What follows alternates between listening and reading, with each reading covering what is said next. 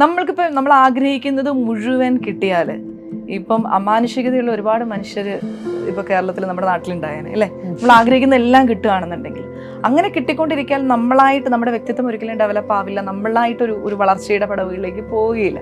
Definitely നമ്മൾ പ്രശ്നങ്ങളുണ്ടെങ്കിൽ നമ്മളതിനെ overcome ചെയ്യാൻ വേണ്ടി ശ്രമിക്കും.